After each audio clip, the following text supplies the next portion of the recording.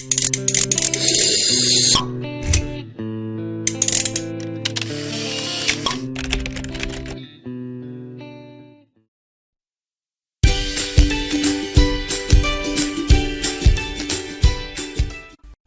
في الفيديو ده مع عمليه تتبع فروق الجهد في مذر بورد جيجا بايت جي اي اتش 61 ام شرطه اس 2 بي شرطه بي 3.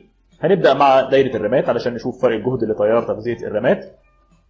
هنا دايره الرامات عندنا فيها بي دبليو ام كنترولر اي سي بيتحكم في 2 ترانزستور علشان الترانزستورات دي تطلع جهد او فرق جهد لتيار تغذيه الرامات اللي هو على حسب نوع الرام. طبعا هي دي رام 1 ولا دي رام 2 ولا دي رام 3. هنا طبعا هي دي رام 3.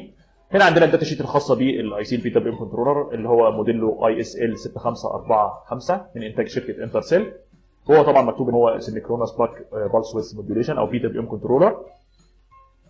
ودي البين اوت او رسمه ترتيب الاطراف الخاصه بيه. بياخد طبعا في سي سي اللي هو فرق الجهد الخاص بتغذيه الاي سي نفسه عشان يشتغل من البن رقم 5 اللي اسمها في سي سي، فيطلع نبضات كهربيه من البن رقم 2 والبن رقم 4 اللي هي اليو جيت والال جيت. النبضات دي بتروح تشغل بوابات ترانزستورات علشان الترانزستورات تطلع تيار كهربي ليه فرق جهد يشغل الرامات. هنا عندنا التيبيكال ابلكيشن الخاصه بيه، ده زي تصميم نموذجي للدايره دي. واضح قدامنا طبعا ان الاي سي بياخد من البن رقم 5 اللي هي الفي سي سي بياخد 5 او 12 فولت على حسب التصميم. طبعا بتدخل ليه من البن رقم 5 اللي اسمها الفي سي سي. ده فرق الجهد تيار تغذيه الاي سي نفسه، ان الاي سي بيشتغل بواسطه فرق الجهد ده اللي بيخش على البن رقم 5. فلما الاي سي يشتغل بيبدا يطلع نبضات من البن رقم 2 اللي هي اليو جيت والبن رقم 4 علشان يروح يشغل بوابات الترانزستورات المجاوره ليه. فالترانزستور طبعا بيطلع فرق الجهد اللي هو الخاص بتغذيه الرامات، بس طبعا بعد ما بيجي له فرق جهد لتيار من فوق اللي هو تيار تغذيه الترانزستور نفسه، بعد ما البوابه تتفتح طبعا بواسطه اليو جيت بيجي له من نقطه اسمها الفي ان فوق خالص اللي هي مكتوب عليها من 1 فولت ل 12 فولت على حسب التصميم. برضه بيجي له فرق جهد من فوق او تيار بيمر فيه من فوق يوصل للدرين، وبعدين يطلع من السورس فرق جهد اللي هو تيار لتغذيه الرامات. لما نيجي نقيس من على الترانزستور ده هنقيس من على السورس اللي هي بين رقم 3 المفروض يكون عليها فرق الجهد الخاص بتغذيه الرامات اللي هو في حاله الرامات الدي دي رام 3 بيكون 1.5 فولت.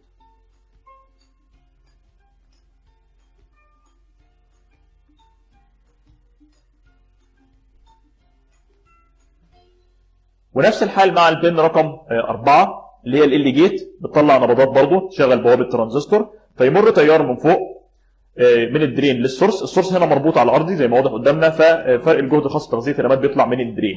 يعني في ترانزستور هتقيس على الدرين وترانزستور هتقيس على السورس. المفروض الترانزستور دي طبعا ان تشانل كلها ان تشانل موسفيت. هنا معانا طبعا داتا شيت خاصه بالترانزستور، هو بيبقى مكتوب عليه كي 4212 مكتوب ان هو ان تشانل باور موسفيت. ده الترانزستور اللي موجود في دايره الرامات اللي معانا دي. هنا واضح طبعا دي رسمه للترانزستور احنا عاملين عليها توضيح ان في نبضات بتخش على الجيت فيعدي تيار من الدرين للسورس ويطلع من السورس تيار فرق جهد يعني تيار خاص بتغذيه الرامات. لو طبعا السورس مربوط على الارضي فرق الجهد بيطلع من على الدرين، تقيسه من على الدرين.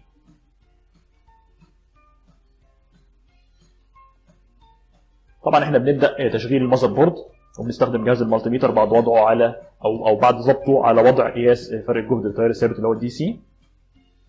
وهنا احنا بنقيس الدخل او الفي سي سي الخاصه بتغذيه البي دبليو ام كنترولر اللي هي 12 فولت. كان واضح قدامنا طبعا انها 11 وكسر، معناها ان هو بيوصله تيار التغذيه اللي هو بيشغل الاي سي نفسه.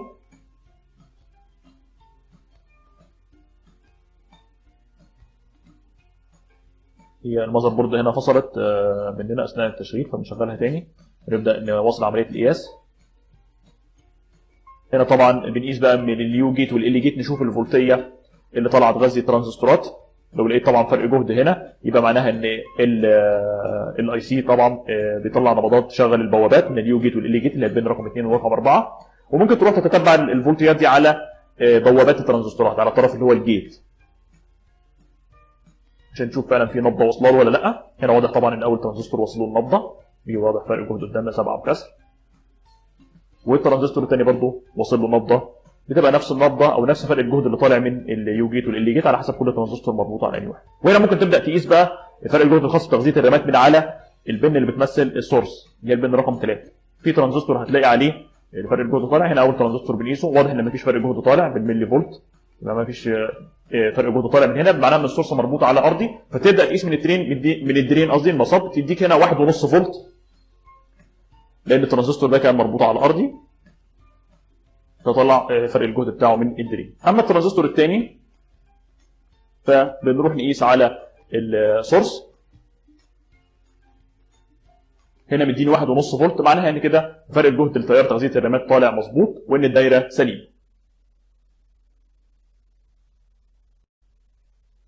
هنبدا دلوقتي شرح فرق الجهد الخاص بتغذيه البروسيسور في المذر بورد اللي معانا دي برضو، اللي هي الجيجا بايت جي اي اتش 61 ام شرطه اس 2 بي شرطه بي 3. هنا معانا دايره البروسيسور فيها بي دبليو ام كنترولر اللي هو الاي سي الرئيسي، بيودي موجات كهربيه لموسفيت درايفرز منفصله، علشان الموسفيت درايفرز دي تطلع نبضات كهربيه تشغل بوابات الترانزستورات، فيمر في الترانزستورات تيار من الدرين للسورس ويروح يطلع منه تيار ليه فرق جهد يغذي البروسيسور.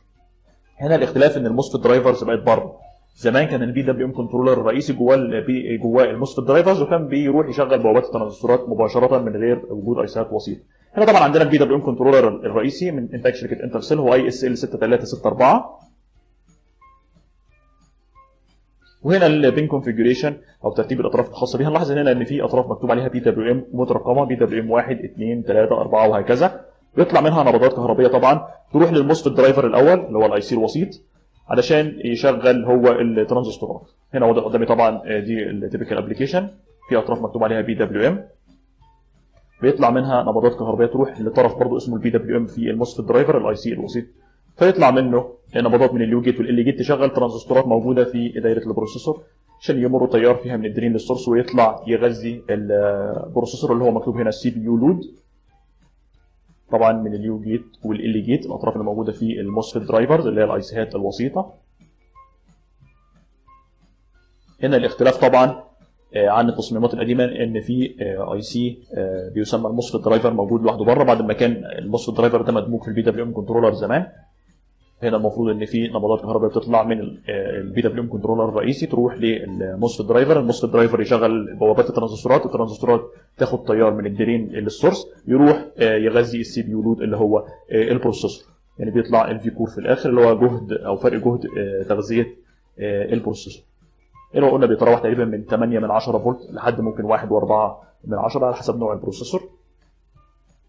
هنا عندي طبعا ده نوع الموسفيت درايفر اي اس ال 6609 من انتاج شركه انترسيل برضو. واضح البن كونفيجريشن الخاصه بيه اللي بيجي له تيار الفي سي سي من البن رقم 6، وهنا البي دبليو ام بتجي له من البن رقم 3، بتجي له من البي دبليو ام كنترولر طبعا عشان يطلع نبضات من اليو جيت والال جيت اللي هي البن رقم 1 والبن رقم 5، يروحوا يشغلوا بوابات ترانزستورات موسفيت. هنا التيبيكال ابلكيشن الخاصه بيه ان هو بيجي له موجات كهربائيه من بن اسمها بي دبليو ام تروح على بن اسمها بي دبليو ام عنده، ويبدا يطلع نبضات كهربائيه من اليو جيت والال جيت علشان يشغل بوابات ترانزستورات موسفيت فتاخد تيار من الدرين تطلعه من السورس، يطلع يعني تيار اللي هو ليه فرق جهد اسمه الفي كور اللي هو جهد تغذيه البروسيسور او جهد او فرق جهد التيار اللي بيغذي البروسيسور.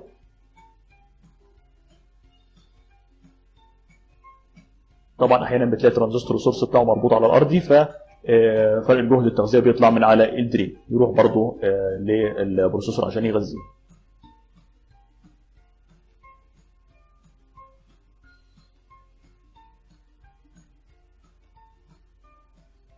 هنا طبعا معايا برضه ملف الداتا شيت الخاص بالترانزستورات اللي موجوده اللي بيطلع منها الفي كور، وهي ترانزستورات الباكج بتاعتها اسمها اس او 8 اف ال، بيبقى لها 8 اطراف بس هم في الاخر بيمثلوا الثلاث اطراف الرئيسيه اللي هي الجي والدي والاس. واضح قدامي طبعا ان اول 3 اطراف اللي هم السورس، والرابع اللي هو الجيت، والاربع اطراف الباقيين اللي هم 5 و6 و7 و8 هم الدرين.